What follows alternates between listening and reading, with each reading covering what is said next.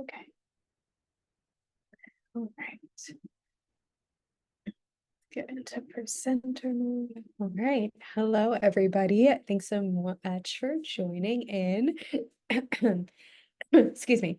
Thanks so much for joining our conversation today. Happy to have you on this chat. Happy to really get the opportunity to support you in a different capacity.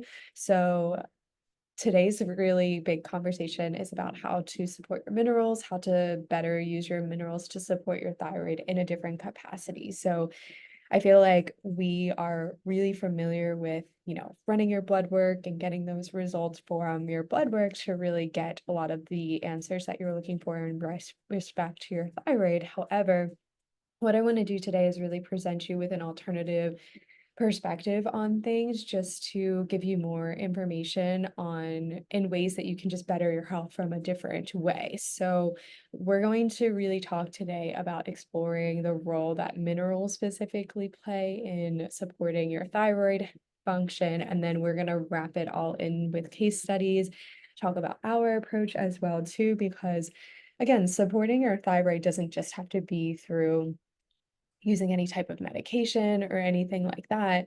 It can also be really helpful to use other modalities like nutrition or supplementation and things like that too. So, and that's where a lot of our experience kind of draws from as practitioners. We are looking at the whole person and allowing you to use and have integrative approaches in every aspect of your life. So with that, let's kind of move forward and just understand thyroid as a whole just a little bit more, because I think we all inherently know what our thyroid does, but let's just make sure that we're all on the same page with everything. So the overall role of your thyroid is really inherently lying in metabolism, energy production, and hormone regulation as well. So think of your thyroid as kind of like the big master gland that helps us keep stable in all different things. So something that you may not know is that nearly every single cell has a receptor for thyroid hormone. And that's really powerful because if you think about all of the different functions that the thyroid is really doing, having a receptor for thyroid hormone in every single cell just allows you to see, like, okay, each cell needs energy, each cell needs to, play a role in metabolism. And I think it can be really overwhelming, or maybe thinking about just like from a cellular perspective, maybe that can feel a little bit different than what we're like normally taught, because we always think about like a gland, right? We think about our liver, we think about our gut, we think about our thyroid, but if you kind of like go beyond the layers of the onion and you really pick the deepest part of the onion, really thinking about how we can support ourselves from a cellular perspective is going to allow our cells to grow into really healthy tissues, into really healthy organs, and then you can be a very healthy organism and human yourself too. So that's kind of why we're taking this approach on things too, because this is like as foundation as it gets. So you've got your thyroid hormones. So you've got T3, excuse me, you've got T4, you've got TSH as well too. And we're going to talk about all of these things as well too. But just for some simplicity's sakes, T3 is that active form of your thyroid, and T4 is the inactive form of your thyroid. And we'll talk about TSH in a second. So having a very balanced thyroid is really important for overall function in the body. Hopefully that's kind of where you're getting just sort of the gist of everything, is like the thyroid's going to help you control the metabolism, it's going to help you make energy, it's going to help you with so many things in the body. And if the thyroid is off, other things in the body will start to falter as well too. And you can see that on blood work too. So let's talk about our approach in supporting the thyroid. So when we are looking at someone's thyroid, we're looking beyond their TSH levels. And the reason why we're doing that is because TSH doesn't necessarily tell you the whole entire picture. And that's because like it's not really talking to you about like how efficiently you're actually making the thyroid hormone. That's where you want to look at your free T4 and your free T3. And if you are kind of coming into this space or new to the conversations that we have here, when you do a full thyroid panel, Or maybe when you've done a thyroid panel from your doctor, a lot of times they just do your TSH and they're like, okay, everything looks good, or, whatever the case might be. But they are often missing a really big opportunity to help support you even further. So, in our perspective, we look at, not only your TSH, but we're looking at your free T4, your free T3, and then all your antibodies as well. And the reason why that we look beyond TSH is because, and the reason why I said like TSH doesn't really tell the whole picture is because the production site of your TSH levels, it is in the anterior pituitary gland, and that's a small part in the brain.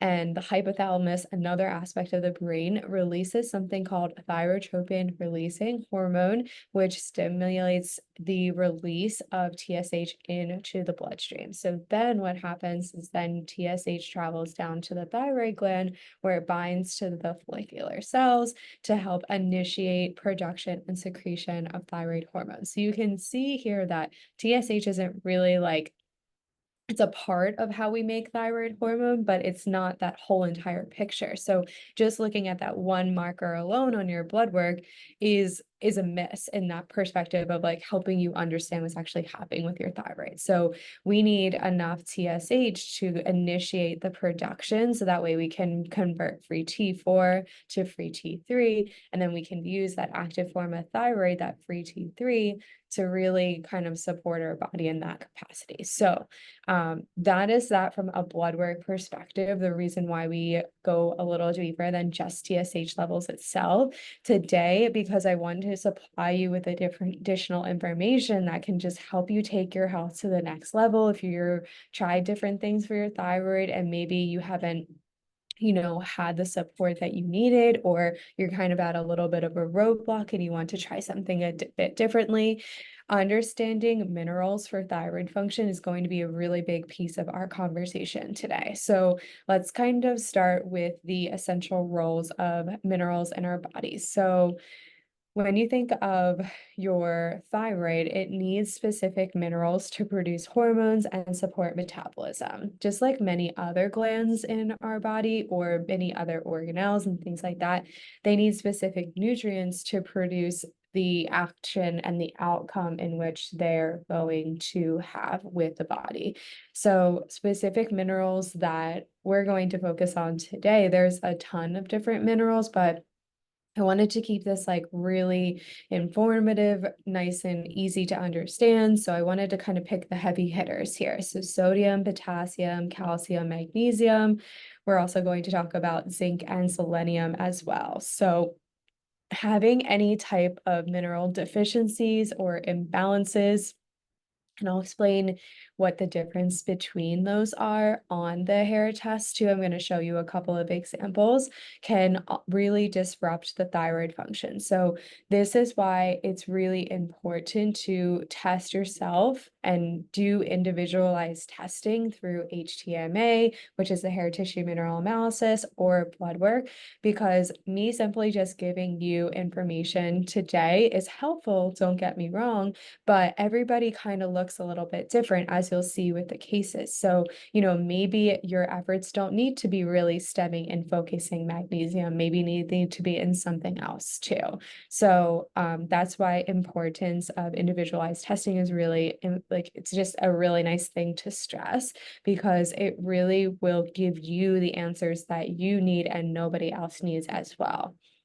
Okay, so let's get into our minerals. Let's talk about calcium, the first mineral here. So when you think about calcium, calcium is a really important nourishing mineral for our thyroid, but having very high levels of calcium binds to different iodine receptors and makes it difficult for iodine hormones or thyroid hormones, I'm sorry, to bind.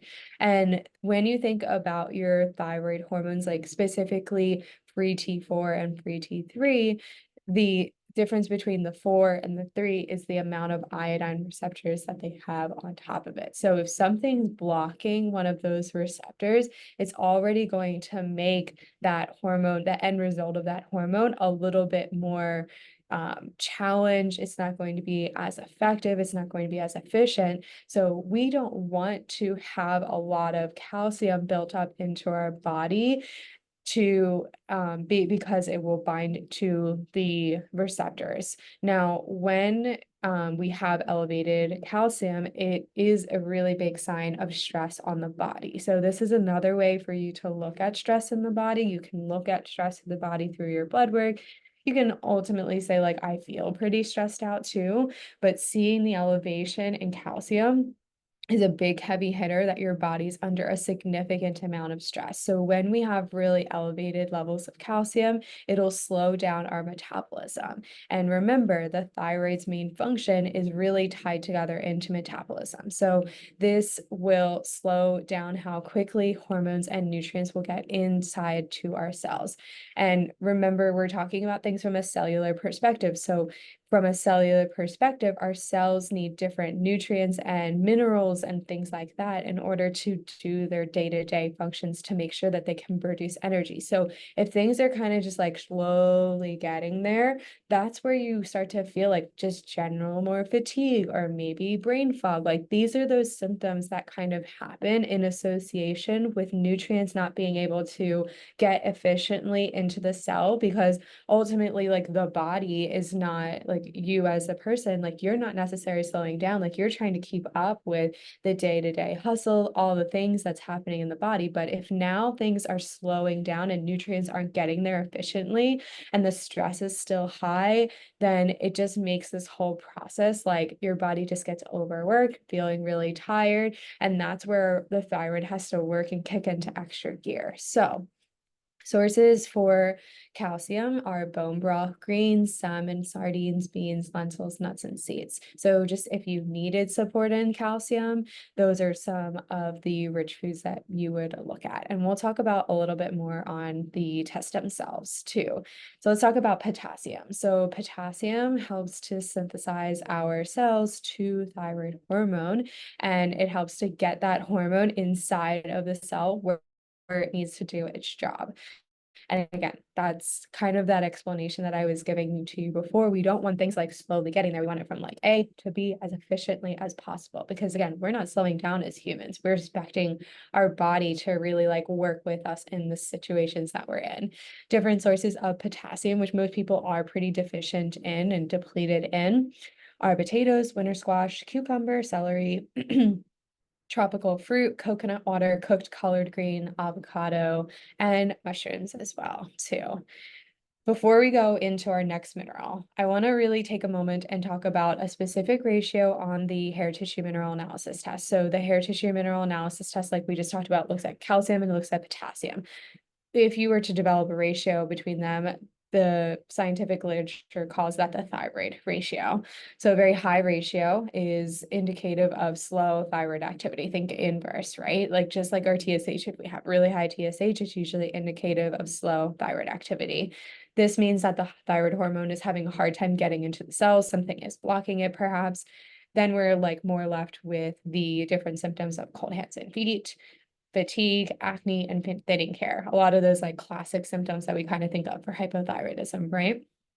Now, if that ratio is low, it shows a fast thyroid activity, meaning that thyroid is more effective inside of the cell and indicates a lot of stress happening in the body. So this is, remember too, that in this space of functional medicine, like when you're thinking about balancing everything, you never want things to just like go zoop in all the time. Like we want things to be in balance as well too. So if you're having to go through your thyroid as a lot in a lot of ways, it's going to make us more prone to anxiety. We're going to have sleep issues, we're going to have heart palpitations, and maybe also low blood sugar as well too. And these are unfavorable symptoms we can all agree to. So that's why we want to just make sure that we're creating balance. We're creating a optimal pace that works best for us in our seasons currently. So this is a really great way for you to, again, look deeper into your thyroid activity, but another way for you to understand, where are you falling and how can you better support yourself too.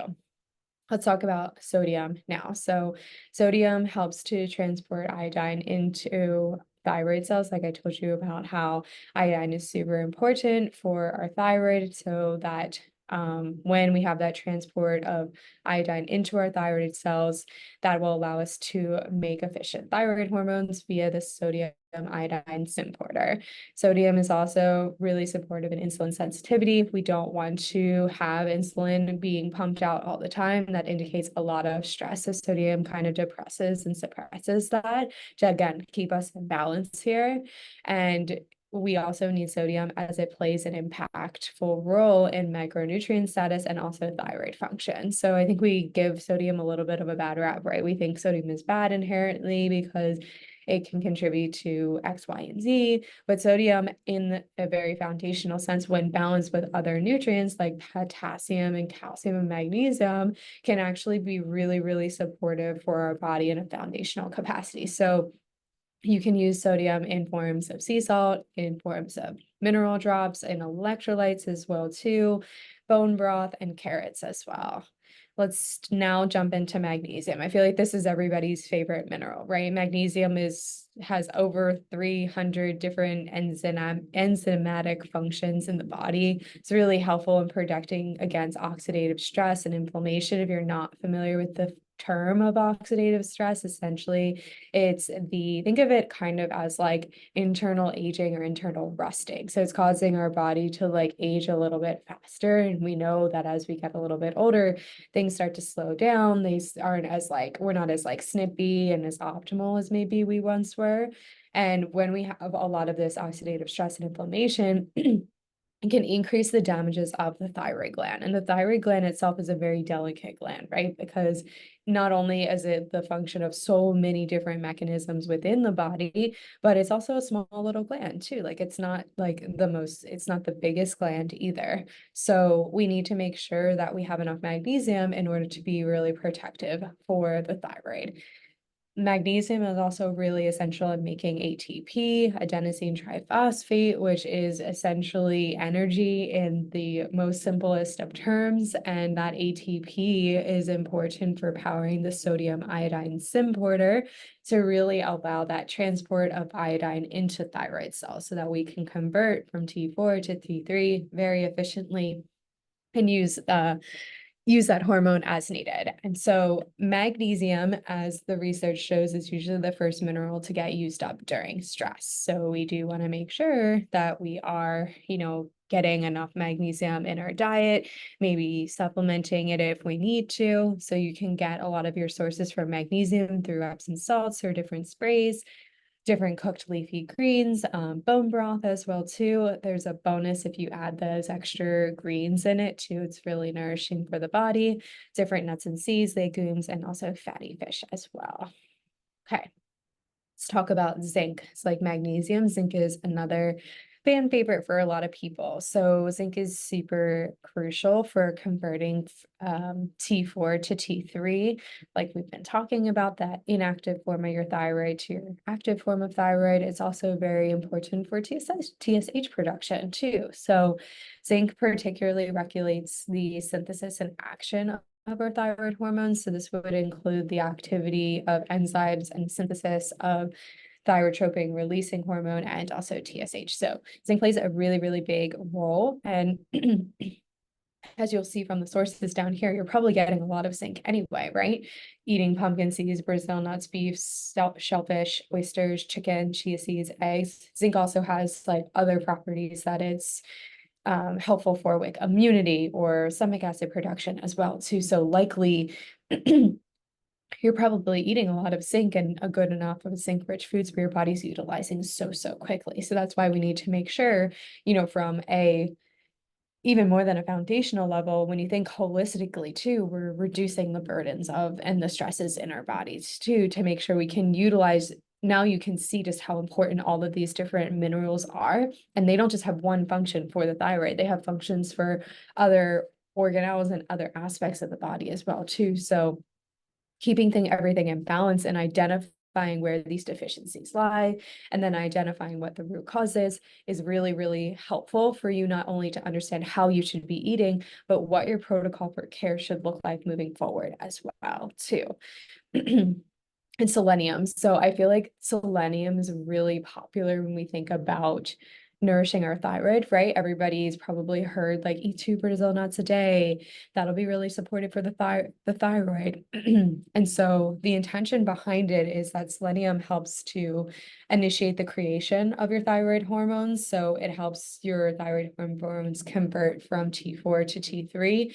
It also supports the recycling of iodine to help make more thyroid hormone. And this is great, especially under times of stress. We want to have that support of selenium. But again, it's one of those things that can be burned too. And if we're not eating enough of these foods, like maybe we're eating a very like standard diet, American diet, I should say, then you're probably not getting enough of this selenium, and then you don't have the ability to recycle and recirculate iodine. So then when you're thinking like, oh, I need it, and you don't have it, then you're going to really attribute to a lot of those like slower type of symptoms, like the the brain fog, the fatigue, the hair falling out, et cetera, et cetera, et cetera.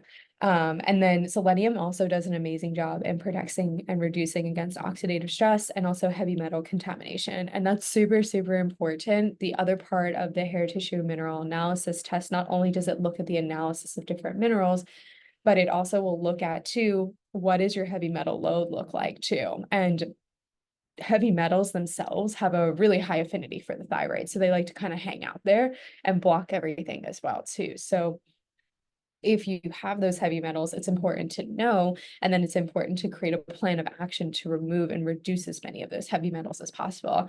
And just without kind of fear mongering or anything like that, the amount of heavy metals that are found in our environment are a lot more than you probably think that they are. And so you probably have more exposure to these metals than you actually think that you do. So doing your best to, reduce parabens and different cosmetic products and personal care products, and finding things that are maybe cleaner swaps is definitely advantageous, not only for the support of your thyroid, but for the support of your overall load on your body. Because again, if we don't have as high of a toxic load in our body, the thyroid can kind of be in balance and it can work more harmoniously together. It's when we have all this stress on our body, all of these hormones have to work super, super, super hard. And then we come up with all these different deficiencies and imbalances and feel really unsupported in that respect. So not only can you get your selenium through Brazil nuts, you can get them through oysters, eggs, cottage cheese, and also fish as well, too.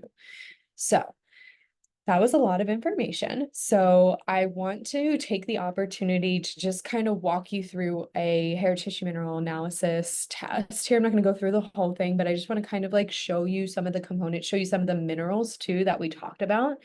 So just a little bit of background on this first case here. This was a male. He was on thyroid medication.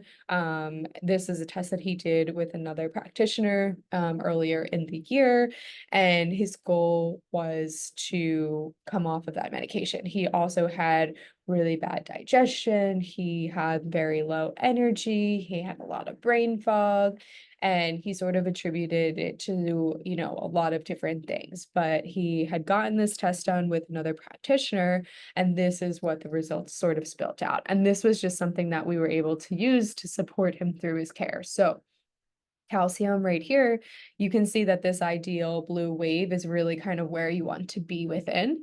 And then you've got these little tick markers too. And each mineral here has a little bit more of an optimal range here.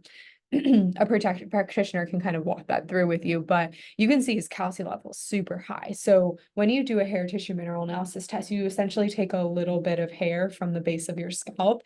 The really amazing thing with the hair tissue mineral analysis test is that it looks at 3 to 4 months of data. So it's really powerful because you can kind of see the history of things a little bit more.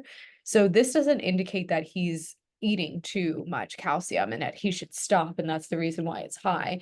It's saying that so much of this is getting pushed outside of the cell, outside of the body, and the body is under a lot of stress. So that's the kind of like flip that I want you to take with this. So you can see body under a lot of stress. Magnesium, while still kind of within that ideal range, I would encourage him to kind of watch this level too and be supportive. So let's go to potassium here. So because we're thinking about the thyroid ratio, right? So potassium looks like it's in a relatively okay range here, and sodium is okay as well too. Zinc on the low end here, so you can see that zinc support would be really, really necessary. And noting his digestive concerns and things like that, we were supporting him in that capacity. Selenium, you can see how low that is and where that is in respect to the blue ideal wave there. And then when you go down a little further, you can see here his calcium and potassium. That's what Ca and K are. This is the ideal range. This is where he was, and this is essentially the percentage at which he was super off. So let's just kind of walk through this together, and you can see this white bar here is kind of where you want to fall ideally, right? And so you can see how far he is. He's really, really far off of that. So this is indicative of somebody that is, having more of that slower thyroid. And so, like I said before, like he did go in with the intention, knowing that he wanted to support his thyroid, knowing that that was a big concern for him because he was always told that he had some hypothyroid concerns. And this just sort of really helps him understand that. So a piece of his care is not only supporting him in the other aspects and components that we found as far as like deficiencies and imbalances go, but then we really supported him from a calcium and potassium perspective too, to help him, come off of that medication slowly. And now he's got a good working thyroid, which is amazing. This second case right here is a woman. She's preparing for pregnancy, experienced a lot of like low energy, hormonal based concerns. And this, both same tests, just kind of different companies, but what you can see here, you want to kind of like picture yourself as close within, the 50th percentile, and this would be like over the amount or not. So you can see calcium super elevated, magnesium super elevated, sodium, potassium as well too. So all of these being pretty elevated here is a pretty big indication of a lot of stress. If we were to take the ratio of calcium and potassium, it would be super, super high, super off the charts here. So in her perspective, we also needed to do, she'd done like blood work previously, so we were able to help her find the root cause here, but we needed to really kind of support her foundationally with gut health support, and then also look at her nutrition and just make sure we fine tune things a little bit more. And once we got the gut under control, we added in some multivitamin support as well too, to really just make sure a lot of these levels were back in line. So two different cases, two completely different people, but a way that you can likely relate to and know that the hair tissue mineral analysis is a nice test for you to potentially move forward with. So the reason why I wanted to really go through this test with you in a better capacity is because I think it's a really great test to run. It's definitely, not the first test you run to, but it's just a really great idea for you to get a really comprehensive picture and understanding of your body at a really big cellular level, especially over the last 3 to 4 months, like I was saying. It also helps you understand if there are heavy metals that could be impacting your detoxification burden. And remember, like I told you earlier, heavy metals have an affinity to our thyroid. They like to hang out there. They're going to disrupt everything, and they're going to make everything a little bit slower. So you can combine your hair tissue test with blood work to really help you identify whether it's a production or signaling or conversion issue. And using the blood work will also help you understand a greater root cause as well too. So that is all I have for you all today. If you guys have any questions, please don't hesitate to reach out. You can reach out to or info at myinfinitewellness.com. And we're happy to support you in any capacity that we ever can. So please don't ever hesitate to reach out. But I hope this was a really great conversation or a great way for you to understand just how important just understanding another mechanism of testing can be really powerful for you. It can be really motivating for you and allow you to just encourage and get yourself into the best health possible. So, like I said, please don't hesitate to reach out. It was really wonderful speaking with you. Again, my name is Megan. I'm one of the practitioners at Infinite Wellness, and we're always here. So I hope you guys have a great day, and I will talk to you guys next time. Bye.